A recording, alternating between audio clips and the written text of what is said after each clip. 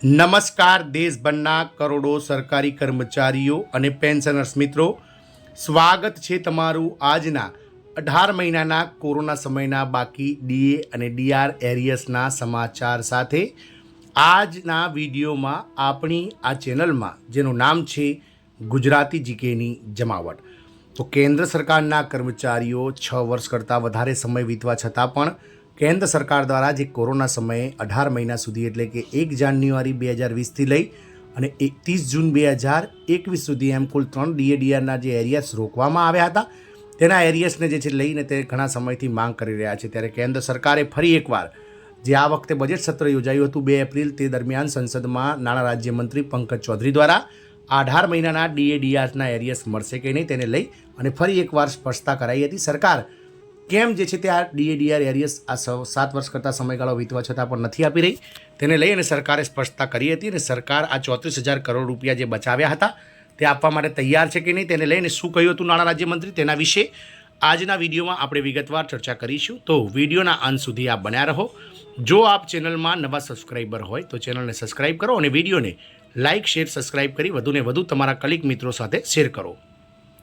તો કેન્દ્ર સરકારના કર્મચારી અને પેન્શનર્સોને કોરોનાના સમયગાળા દરમિયાન એટલે કે 1 જાન્યુઆરી 2020થી 30 જૂન 2021 સુધી એમ 18 મહિના સુધી જે ડીએડીઆર્સ આપવામાં આવ્યું ન હતું તેના એરિયર્સને લઈ અને વારંવાર કર્મચારી યુનિયનો અને કર્મચારીઓ દ્વારા સરકારને રજૂઆતો કરાઈ રહી છે। ત્યારે સરકારે તે સમયે જે 34,402 કરોડ રૂપિયા બચાવ્યા હતા તે આપશે કે નહીં તેને લઈ અને ગતરોજ જે સંસદમાં બજેટ સત્ર યોજાયું હતું તે દરમિયાન રાજ્યસભામાં નાણાં રાજ્યમંત્રી દ્વારા સ્પષ્ટતા કરાઈ હતી। તો કેન્દ્ર સરકારે ડીએડીઆરમાં 2% વધારો કરીને 60% તો કર્યો છે, પરંતુ કોવિડ-19 રોગચાળામાં 18 મહિના માટે જે 34,402 કરોડના બાકી જે નાણાં છે તેનો ચૂકવવાનો ફરી એકવાર ઇનકાર કર્યો છે। કર્મચારીઓના વિરોધ છતાં સરકારે આને અવ્યવહારુ ગણાવ્યું છે। કેન્દ્ર સરકારે ગત શનિવારે તેના કર્મચારીઓ અને પેન્શનર્સો માટે ડી અને ડીઆરમાં જે 1 જાન્યુઆરી 2026થી કહી શકાય 2%નો વધારો જાહેર કર્યો છે। ડી અને ડીઆર દર હવે 58%થી વધી અને 60% થઈ ગયો છે। એ પણ પુષ્ટિ થઈ છે કે કેન્દ્ર સરકારના કર્મચારીઓને કોવિડ-19ની જે વિકટ પરિસ્થિતિ સમયે 34,000 કરોડ રૂપિયા જે 18 મહિના સુધી રોકવામાં આવ્યા હતા તેના ડીએડીઆરના એરિયર્સ મળશે નહીં। સરકારે કોવિડ-19 રોગચાળા દરમિયાન આ રકમ રોકી હતી, જ્યારે કેન્દ્રીય મંત્રી અશ્વિની વૈષ્ણવે કેબિનેટ બેઠક પછી ડીએડીઆર ચૂકવણાની જાહેરાત કરી ત્યારે તેમના કાર્યસૂચિમાં 18 મહિનાના ડીએડીઆરનો ઉલ્લેખ થયો ન હતો। બાકી રકમ ચૂકવવી કેમ શક્ય નથી એ નોંધવું જોઈએ કે વિવિધ કર્મચારી સંગઠનો લાંબા સમયથી કેન્દ્ર સરકાર સમક્ષ આ માગણી ઉઠાવી રહ્યા છે। 18 મહિનાના ડીએડીઆર બાકી રકમ ચૂકવવાનો મુદ્દો પણ સંસદમાં ઘણી વખત ઉઠાવવામાં આવ્યો છે। સંસદમાં પૂછાયેલા પ્રશ્નોના જવાબમાં નાણાં રાજ્યમંત્રી પંકજ ચૌધરીએ જણાવ્યું હતું કે 2020માં વૈશ્વિક રોગચાળાની પ્રતિકૂળ નાણાકીય અસર અને સરકાર દ્વારા હાથ ધરવામાં આવેલા કલ્યાણકારી પગલાંના ભંડોળના નાણાકીય વર્ષ 2020-21 પછી નાણાકીય અસરો પડી હતી, જેના કારણે મોંઘવારી ભથ્થું અને મોંઘવારી રાહતના બાકી રકમ ચૂકવવાનું અશક્ય બન્યું હતું। નાણાં રાજ્યમંત્રી પંકજ ચૌધરીએ વધુમાં જણાવ્યું હતું કે આ ભથ્થાઓની બાકી રકમ હાલમાં ચૂકવી શકાય તેમ નથી, કારણ કે સરકાર પર વધુ આર્થિક બોજ આવશે। સરકારે કોરોના સમયે 34,402 કરોડ રૂપિયા 18 મહિના સુધી કર્મચારીઓને ડીએડીઆર આપી નહોતા આપ્યા અને બચાવ્યા હતા। નાણાં રાજ્યમંત્રી પંકજ ચૌધરીએ કહ્યું હતું કે કેન્દ્ર સરકારના કર્મચારી અને પેન્શનર્સો માટે 1 જાન્યુઆરી 2020, 1 જુલાઈ 2020 અને 1 જાન્યુઆરી 2021 એમ 3 ડીએડીઆર અને મોંઘવારી ભથ્થા, મોંઘવારી રાહતના હપ્તાઓ ચૂકવવામાં સ્થગિત કરવામાં આવ્યા હતા।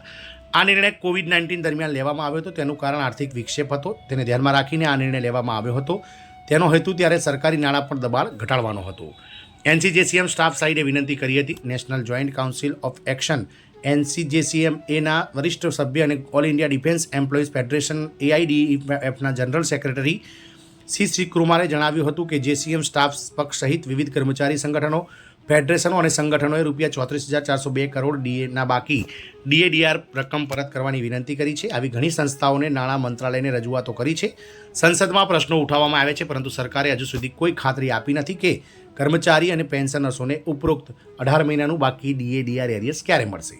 કેન્દ્ર સરકારે સંસદમાં સ્વીકાર્યું છે કે તેને ડીએ બાકી રકમ મુક્ત કરવા માટે અનેક કર્મચારી સંગઠનો તરફથી અરજીઓ મળી છે। જો કે કોઈ નક્કર ખાતરી આપવાને બદલે સરકારે સ્પષ્ટપણે જણાવ્યું હતું કે વર્તમાન પરિસ્થિતિઓમાં ડીએ બાકી રકમ મુક્ત કરવી વ્યવહારુ નથી। સરકારનું મન ખોવાઈ ગયું છે।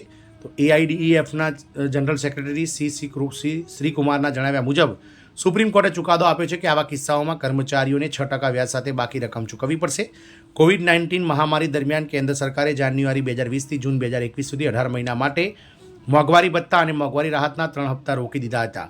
તે સમયે સરકારે નબળી આર્થિક પરિસ્થિતિનો ઉલ્લેખ કર્યો હતો. હવે સરકાર બદલો લેવાની વલણ ધરાવતી બની ગઈ છે. 2020ની શરૂઆતમાં કેન્દ્ર સરકારે કોવિડ-19ની આડમાં સરકારી કર્મચારી અને પેન્શનર્સો માટે ડીએ અને ડીઆર ચૂકવણી અટકાવી દીધી હતી.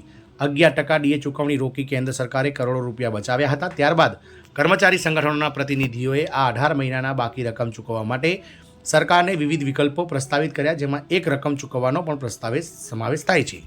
અર્થતંત્ર હવે પાટા પર આવી ગયું છે. Central government employees and workers ફેડરેશનના પ્રમુખ એસબી યાદવ કહે છે કે ડીએડીઆર બાકી રકમ ચૂકવવા માટે સરકારને ઘણી વખત પત્રો લખવામાં આવ્યા છે. કોવિડ-19 મહામારી દરમિયાન આર્થિક સ્થિતિ નબળી હતી, તેથી ડીએડીઆર કાપવામાં આવ્યો હતો. હવે જ્યારે અર્થતંત્ર પાટા પર આવી ગયું છે ત્યારે સરકારે 18 મહિનાના ડીએડીઆર બાકી રકમ ચૂકવવી જોઈએ. National mission for old pension schemes ઇન્ડિયાના પ્રમુખ મનજીતસિંહ પટેલે પણ જણાવ્યું હતું કે કર્મચારીઓ 18 મહિનાના ડીએડીઆર બાકી રકમ મેળવવાના હકદાર છે.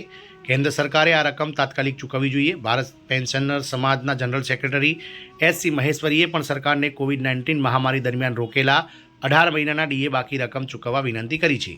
પછી બાકી રકમ વિશે કંઈ કહેવામાં આવ્યું નહીં. કોવિડ-19 મહામારી પછી કેન્દ્રીય મંત્રી અનુરાગ ઠાકુરે જાહેરાત કરી હતી કે કર્મચારીઓને 28% મોંઘવારી ભથ્થું મળશે. તેમણે તે સમયે બાકી રકમનો ઉલ્લેખ કર્યો ન હતો. મંત્રીની જાહેરાતનો અર્થ એ હતો કે 1 જુલાઈ 2021થી લાગુ પડતા 28 ડીએ દરને 28% ગણવામાં આવશે.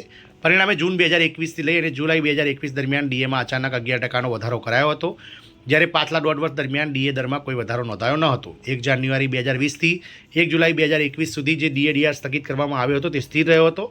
કોવિડ-19 મહામારી દરમિયાન 3 ડીએ હપ્તા 1 જાન્યુઆરી 2020, જુલાઈ 2020 અને જાન્યુઆરી 2021 રોકી દેવામાં આવ્યા હતા. ત્યારબાદ સરકારે 2021માં મોંઘવારી ભથ્થું પુનઃસ્થાપિત કર્યું. ત્યારબાદ સરકારે 18 મહિનાના 3 હપ્તાઓ આપવાના મુદ્દા પર હજુ સુધી મૌન રહી છે. આમ 18 મહિનાના ડીએ એરિયસને લઈ ફરી એકવાર સરકારે સંસદમાં સ્પષ્ટતા કરી છે કે સરકાર કર્મચારીઓને તે નહીં મળે. જય હિન્દ, અસ્તુ.